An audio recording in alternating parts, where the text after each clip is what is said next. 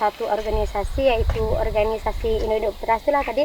Jadi tujuannya kami juga merasa walaupun kami perempuan, kalau dipikir-pikir memang langkah kami kurang satu langkah dari kaum laki-laki, tapi kami merasa kami juga harus ambil bagian, karena kalau masalah alam ya, kalau alam tidak dijaga, alam sudah rusak, yang paling merasakan dampak ya kaum perempuan gitu Pak. Makanya kami juga ya semampu kami berusaha untuk menjaga alam yang sudah ada ini gitu Pak.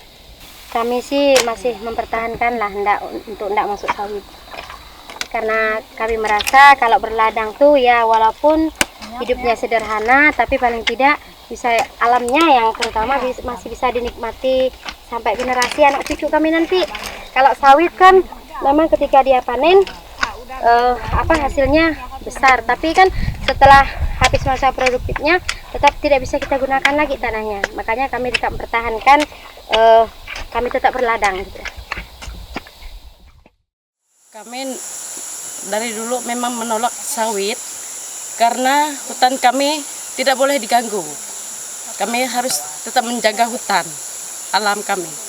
Kami dengan selain beladang, kami juga penoreh. Jadi kalau kami beladang, kami menebang itu menanam kembali hutannya supaya alam kami tetap indah. Harapan kami penoreh, harga kali ke depan nanti bisa meningkat lah supaya ekonomi kami tetap mencukupi.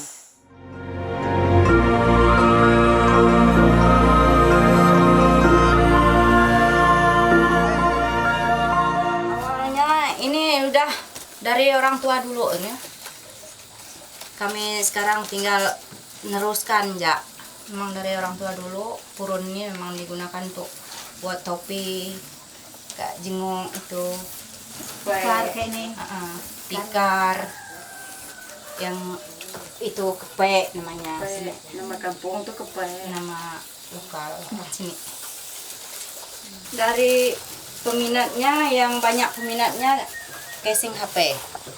Itu mungkin kedepannya mohon gimana lah dengan apa ya, bisa memperhatikan kami lah gitu. Idenya karena kita tidak punya listrik, suasana di malam masih gelap, jadi belajar dari kampung-kampung lain yang udah ada penerangan, kita melihat air potensinya bagus, mungkin bisa dibangun PLTMH, sehingga kami coba hubungi teknisi untuk melihat potensi di tempat yang sekarang ini sudah dibangun. Itu yang pertama. Lalu yang kedua, kami mengajukan ke Pemda untuk mohon bantuan dana pembangunan PLTMH. Lalu yang ketiga, kami menghubungi teknisi untuk membangun PLTMH trayek Belang Desimer. Itu dimulai dari tahun 2012.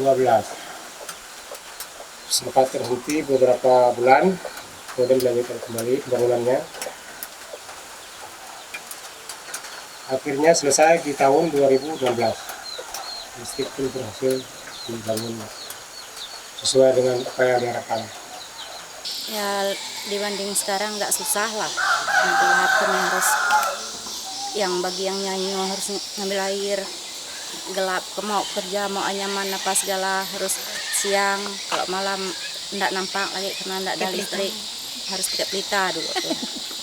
Terus sungguh sangat terbantu lah kami dengan adanya PLTMH ini, kami bisa mengerjakan segala nyaman, malam pun bisa, yang menggunakan segala kulkas pun ada dampaknya ke mereka sendiri, itu buat segala batu es, dan yang enggak pun merasa terbantu sekali lah pokoknya setelah ada PLTMH ini. Kalau PLN itu mungkin prosesnya agak lama dan kami harus menunggu.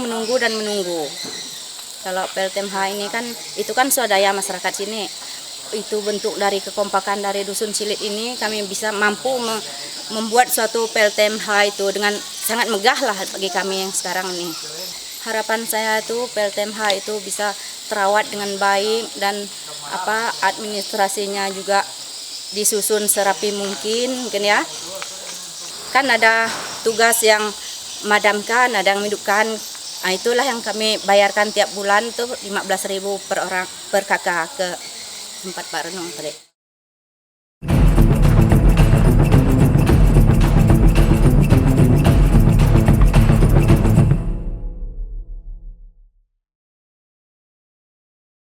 Saya generasi muda dari Kampung Silit.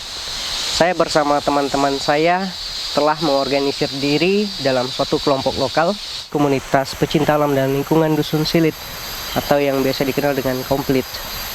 Semenjak 2016 kami telah giat menanam kayu atau pohon lokal yang ada di kampung kami.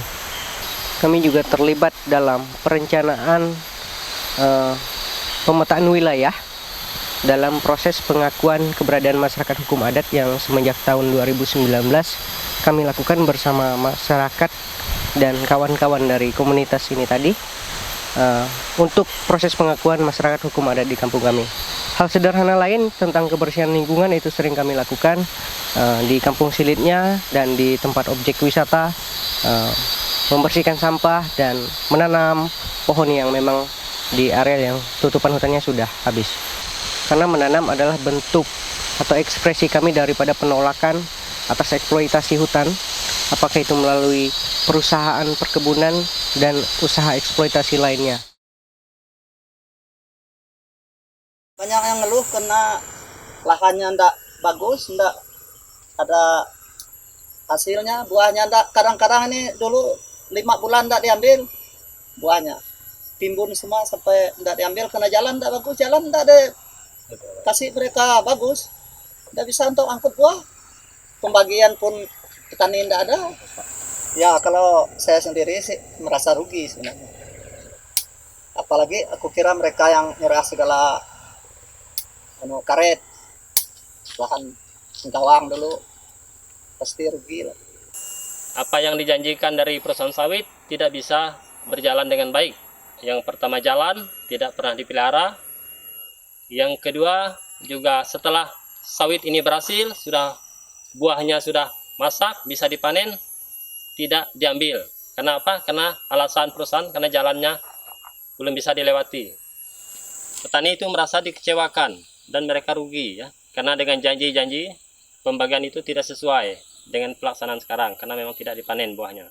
Saya dari Kepala Desa Nangapari, Kecamatan Sebau, Kabupaten Sintang, yang sudah dilakukan oleh organisasi-organisasi lain seperti Komplit atau Walhi selama ini sudah cukup membantu. Karena baru-baru ini ada pelatihan tentang penyusunan perdes tentang hutan adat, sehingga itu sangat membuka wawasan bagi kami bagaimana sistem, bagaimana cara ke pemerintah. Karena selama ini kami menunggu dari pemerintah, kayaknya memang tidak ada, sehingga kami hanya tahu perdes tapi tidak pernah belajar tentang perdes, apalagi tentang perdes tentang hutan adat. Dengannya ada pelatihan dari Walhi akan kami lakukan sehingga pemerintah benar-benar memperhatikan kami yang di hutan kawasan. Dengan demikian mungkin masyarakat merasa nyaman, masyarakat merasa memiliki hutan. Kampung Silit merupakan salah satu bagian dari kelompok masyarakat adat yang hari ini berusaha untuk menjaga kelestarian lingkungan mereka dari kegiatan-kegiatan yang sifatnya destruktif, membuat lingkungan hancur, membuat kawasan hancur, membuat sungai hancur. Upaya mereka ini diperkuat dengan terbangunnya upaya-upaya yang dilakukan oleh kelompok-kelompok perempuan yang ikut mengambil peran penting dalam menjaga kelestarian dan keutuhan lingkungan yang ada di Kampung Silit. Dan kelompok-kelompok muda berkontribusi terhadap tingkat deforestasi yang semakin hari semakin tinggi. Mereka mampu menjaga kondisi alam mereka. Dan akhirnya mereka secara kelompok mereka menikmati apa yang telah mereka lakukan. Mereka bisa memanfaatkan sumber daya alam menjadi sumber energi. Upaya yang dilakukan oleh kelompok perempuan, kelompok muda, dan dukungan dari pemerintah desa ini merupakan salah satu upaya untuk mengatasi terjadinya krisis perubahan iklim yang terjadi saat ini baik di Indonesia maupun di dunia yang hari ini menjadi ancaman bagi kita semuanya.